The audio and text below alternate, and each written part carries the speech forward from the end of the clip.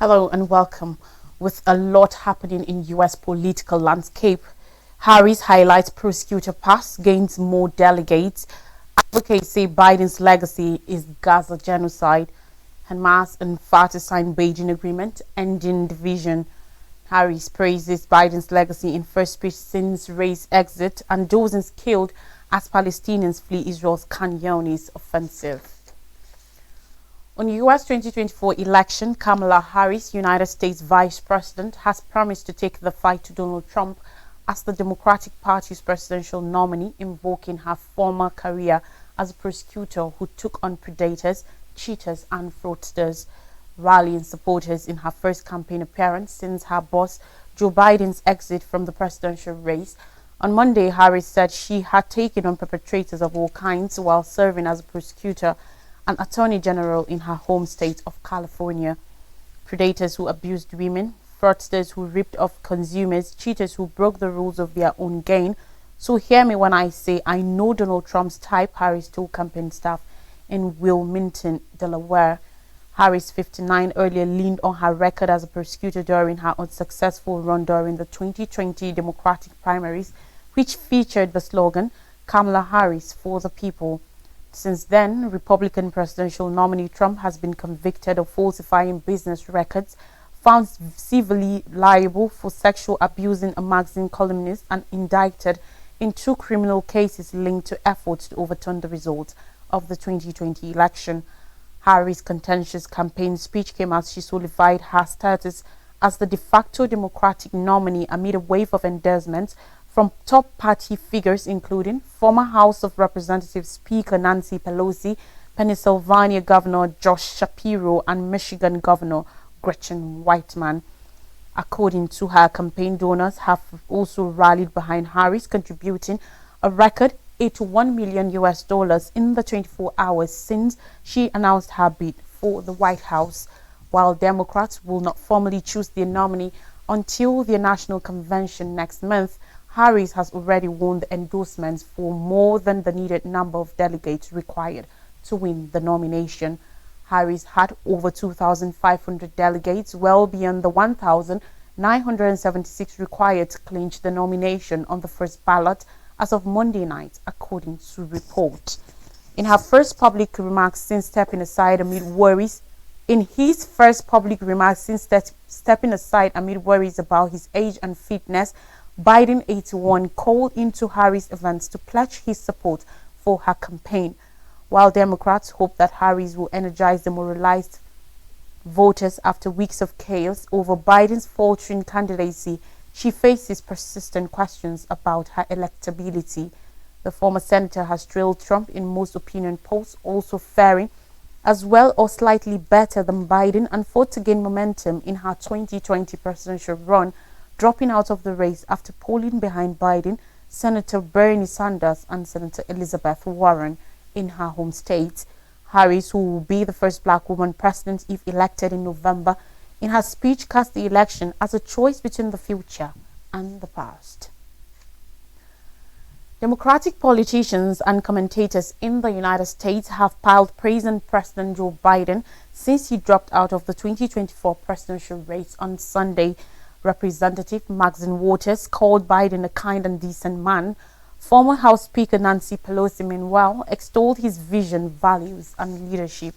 But while political leaders rain Biden with compliments, bombs continue to rain down on Gaza, killing lots and triggering another wave of mass displacement in Khan Younis. For several Palestinian rights advocates, the carnage and abuses in Gaza will define Biden's place in the history books as the U.S. remains steadfast in its backing of Israel's war in the Palestinian territory. Abed Ayoub, the executive director of the American Arab Anti-Discrimination Committee, ADC, said he will be remembered for the hundreds of thousands killed, injured, and displaced in Gaza. There is no way around it. Genocide Joe is what he's going to be remembered as. Since Israel's war on Gaza started on October 7th, Biden has offered the government of Israeli Prime Minister Benjamin Netanyahu unconditional military and diplomatic backing. Only once did Biden withhold a shipment of bombs to Israel over humanitarian fears, and even then he released part of that cargo, a couple months later amid pressure from Netanyahu. Meanwhile, Israel's war has killed close to 39,000 Palestinians, displaced hundreds of thousands, stoked a man-made hunger crunch, and damaged large parts of the territory.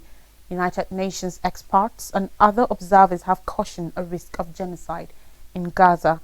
Ayoub said, according to report, despite Biden's domestic achievements, the president will rank the worst in U.S. history due to his unconditional support for Israel. The U.S. Campaign for Palestinian Rights, USCPR, resonated that comment, nothing will erase the fact that Biden's legacy is and will always be genocide, the group said in a statement. On Israel-Gaza war, according to report from China on Tuesday, Palestinian factions, including rivals Hamas and Fatah, have signed an agreement on ending division and strengthening Palestinian unity following a deal brokered by China.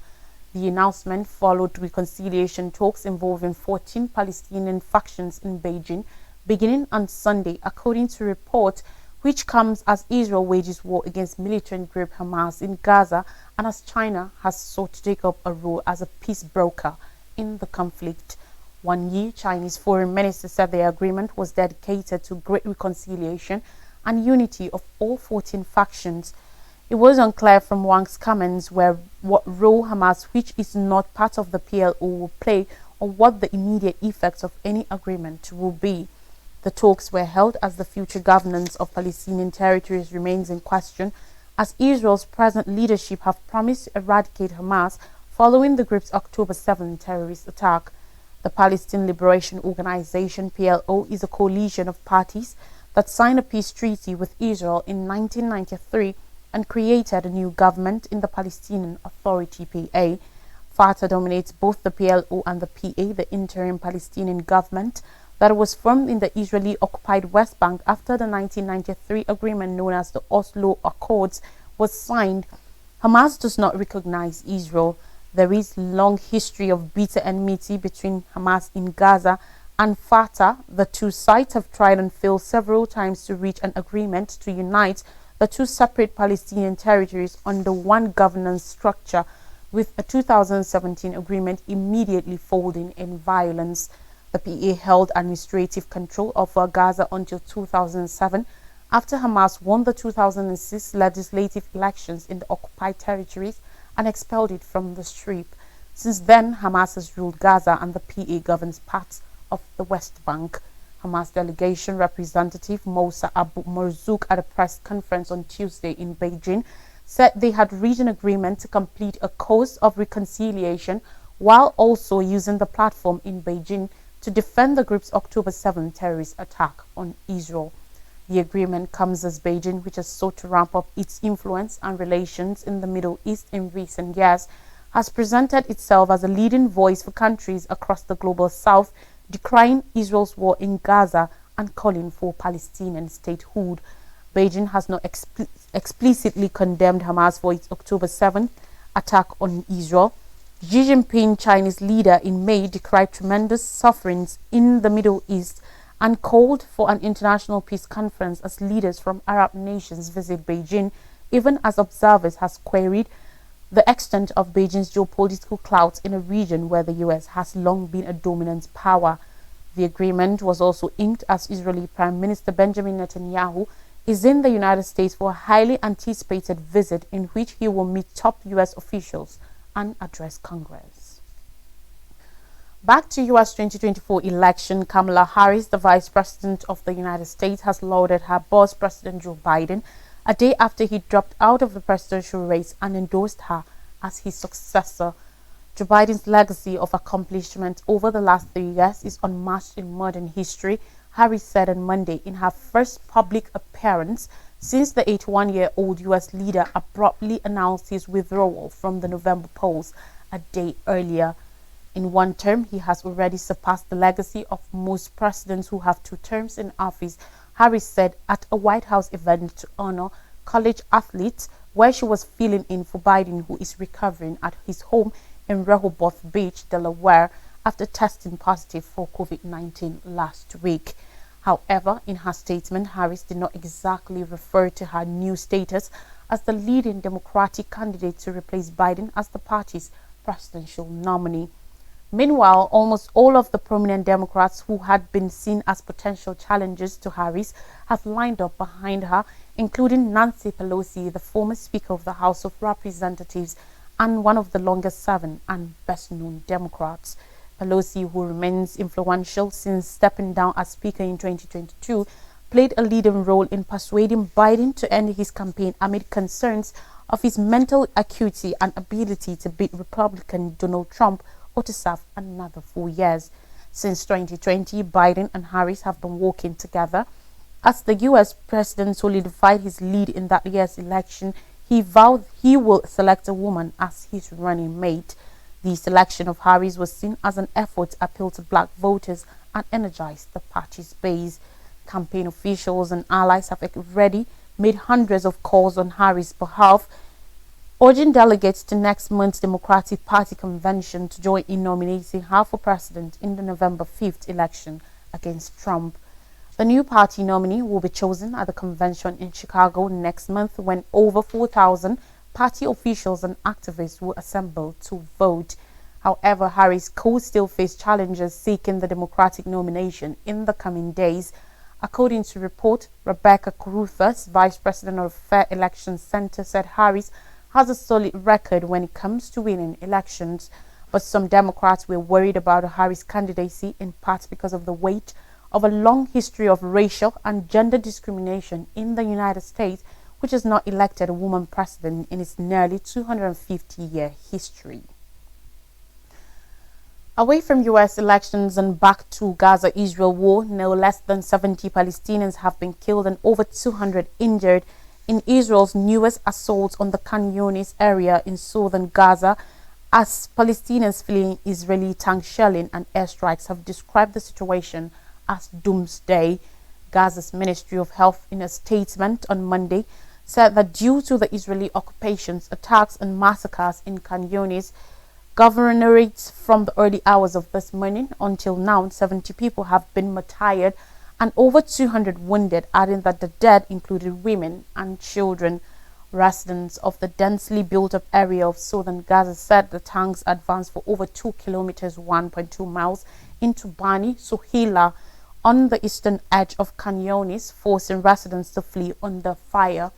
Israel's third assault on the southern city started shortly after Palestinians were ordered to leave the area, which has been designated as safe zone, given little time for people to find safety. According to medics, Palestinians were killed by Israeli tank salvos in Bani Suhaila and other towns, just as Khan Yunis, and the area was also bombarded by air. The Nasser Medical Complex in Khan Yunis has been overwhelmed with patients, and the injured are being treated on the floor.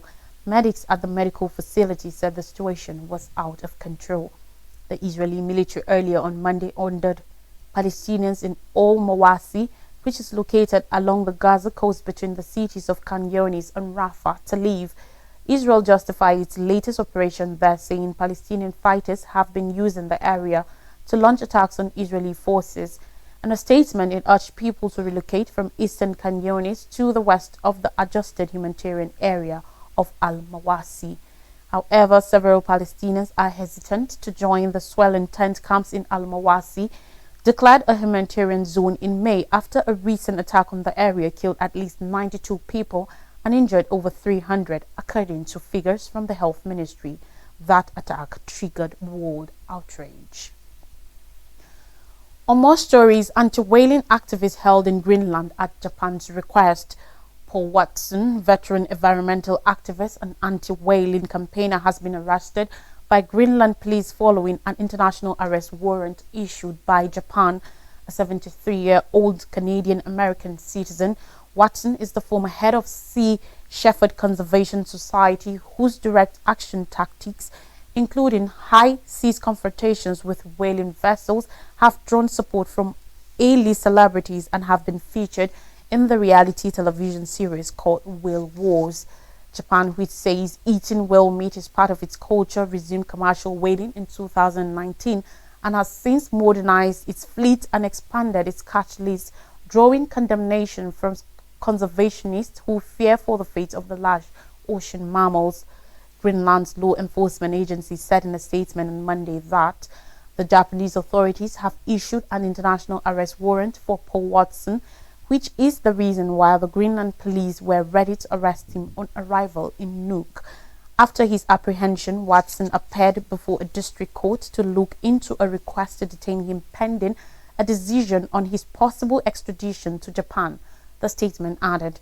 On Monday, the Captain Paul Watson Foundation said, according to report, that the veteran environmentalist will be detained in Nuuk at least until August 15th, following the court's decision to give the Danish Ministry of Justice time to probe the case and possible extradition. He faces a maximum sentence of 15 years in prison in Japan, according to the foundation, which also said the Greenland court wouldn't permit Watson's release on bail as he was considered a flight risk. Lockie MacLean, the foundation director, said in a statement that we implore the Danish government to release Captain Watson and not entertain this politically motivated request. Greenland is an autonomous territory of Denmark. Japan does not have an extradition treaty with the European country, and it is unknown if or when Watson will be handed over. Neither the Japan Coast Guard nor Japan's Foreign Ministry, which had issued the international warrants for Watson, confirmed they were negotiating Watson's handover. However, on Monday, the Coast Guard, the primary probing authority in Watson's case in Japan, said officials were on standby if a handover is ordered.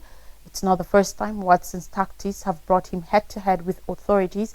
He was detained in Germany in 2012 on a Costa Rican extradition warrant, but skipped bail after learning that he was also sought for extradition by Japan, which has accused him of endangering whalers' lives during operations in the Antarctic Ocean. Watson has since lived in countries including France and the United States. Meanwhile, Myanmar Army Chief appointed as acting president. The country's army says Myanmar's acting president, Min Aung has taken medical leave and transferred his duties to the military chief Min Aung Hlaing. The announcement of the new appointment said Min Aung Hlaing received an official letter from the acting president's office on Monday. The letter authorized him to carry out the duties of the acting president in order to deal as required with matters connected to the National Defense and Security Council while Min Aung is on medical leave. The announcement came around a week before the procedures have to be carried out to renew the state of emergency the military initially declared after it seized power from the elected government of Aung San Suu Kyi in February 2021. According to a report last week, Min Aung, 73, had been suffering psychomotor retardation and malnutrition. It said he has been receiving medical treatment since early this year and still cannot carry out normal daily activities, including eating his own food.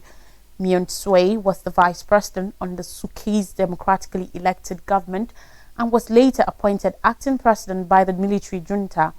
Although he is only a figurehead, the government has relied on him to sign his decrees and provide a veneer of legitimacy to its rule, which is battling to contain an expanding civil war and manage a collapsing economy. The National Defense and Security Council, which is officially led by the president, is nominally a constitutional government body, but in practice is controlled by the military. It plays a major role in renewing the state of emergency every 6 months, letting the military broad extra constitutional powers. Legally, the president, or in Min Aung's case, the acting president, is the one who must endorse renewals. The military claims the state of emergency is required to deal with instability triggered by armed opponents of military rule who are fighting against the army in most parts of the country. Min Aung Hlaing presently chairs the ruling military council and the military-installed government. He declared himself prime minister 6 months after the takeover. The government has said it will hold fresh elections in 2025, but critics say the proposed polls will be neither fair or free. In African scenes, MSF director talks on Sudan's humanitarian crisis effects. During a press conference in Amman on Monday, the General Director of Médecins Sans Frontières, MSF, described the situation in Sudan as the most significant humanitarian crisis in the world that we face today. The warring parties in Sudan have been influencing horrendous levels of violence on people since the war started in April of last year, said MSF's Vicky Hawkins at an event to mark the release of a latest report on the war. She said the report details how the war has led to indiscriminate violence, killing, torture, and sexual violence, in addition to continuous attacks on health workers and medical facilities, adding that both warring parties are involved in violence throughout Sudan, and said hospitals have been regularly looted and attacked.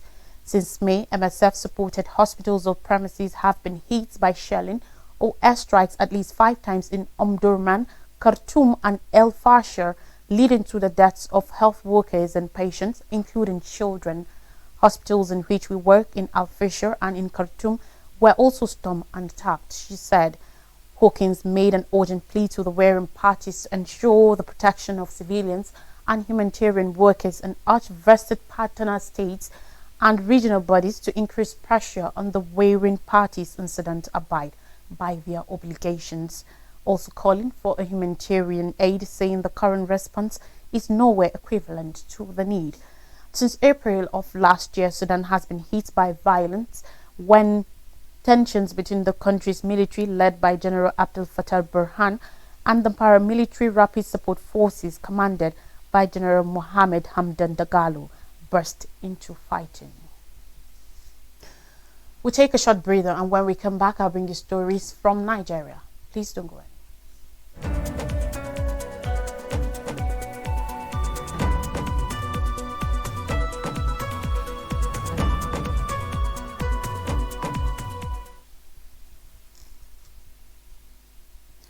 You're welcome back. Now, Zuma, Nigeria. Federal government asks to resolve Dangote NMPDRA dispute. The federal government has stepped to resolve the ongoing feud between Dangote Refinery and the Nigerian Midstream and Downstream Petroleum Regulatory Authority NMDPRA over the quality of diesel distributed in the country. To resolve the issue, the Minister of State Petroleum Resources Oil on Monday night convened a high-level meeting with major stakeholders to tackle and resolve the ongoing issues surrounding the Dangote Refinery. A statement by Neamaka Okafor, the minister's media aide, listed those present at the meeting as Aliko Dangote, chairman, CEO of Dangote Group, Farouk Ahmed, authority chief executive, Nigerian Midstream and Downstream Petroleum Regulatory Authority (NMDPRA), Benka Komolafe, chief executive officer, Nigerian Upstream Petroleum Regulatory Commission (NUPRC), Mele Kyari, group chief executive officer, Nigerian National Petroleum Corporation Limited (NNPCL). The statement said the meeting marks a significant step towards resolving the challenges and underscores the minister's dedication to fostering a conducive environment for Nigeria's oil and gas sector. Okafor said the stakeholders stated their gratitude to the minister for his exemplary leadership and timely intervention in facilitating this critical dialogue. The minister stressed the significance of cooperation and synergy among all stakeholders to ensure the success and optimal performance of oil and gas sector, which is key for Nigeria's economic growth and energy security. And finally, on the news on economy, nationwide protests, NLC urges Tinubu to tackle citizens' concerns amidst the rising public discontent and economic hardship rocking Nigeria. The Nigeria Labour Congress (NLC) has issued a call to the President Bola Ahmed Tinubu, urging him to hear the voices of the aggrieved populace as a national protest approaches. NLC President Comrade Joe Ajaero, citing widespread frustration over economic conditions, highlighted the urgent need for dialogue between the government and protest organizers. The recent statistics paint a stark picture of the nation's economic distress. The National Bureau of Statistics and NBS disclosed that approximately 133 million Nigerians live below the extreme poverty line, with the International Rescue Committee (IRC) reporting severe hunger affecting 32 million people in 2024 alone. Unemployment and underemployment further compound these hardships, pushing countless families to the brink. According to a report on Monday evening, Ajaero stressed that the planned protest is not merely a political maneuver, but a genuine expression of citizens' anguish and demand for responsive governance. Nigerians deserve to have their voices heard without being dismissed as mere political dissenters, he asserted. The NLC leader condemned any hostility towards protesters, emphasizing that such reactions fail to tackle the root causes of public dissatisfaction. These are dire times that call for dialogue, not discord, Ajaero remarked, urging compassion and understanding from the authorities. Central to the NLC's stance are grievances against recent government policies, including steep hikes in fuel prices, electricity tariffs, and user fees for essential services. These measures have considerably burdened ordinary Nigerians while seemingly benefiting a privileged few, escalating public resentment. A recap of major stories. Harris highlights prosecutor pass gains more delegates. Advocates say Biden's legacy is Gaza genocide. Hamas and Fatah sign Beijing agreement ending division. Harris praises Biden's legacy in first speech since Ray's exit, and dozens killed as Palestinians flee Israel's Khan Yunis offensive. And that's all on the news. Thanks for watching. I remain Love Striking.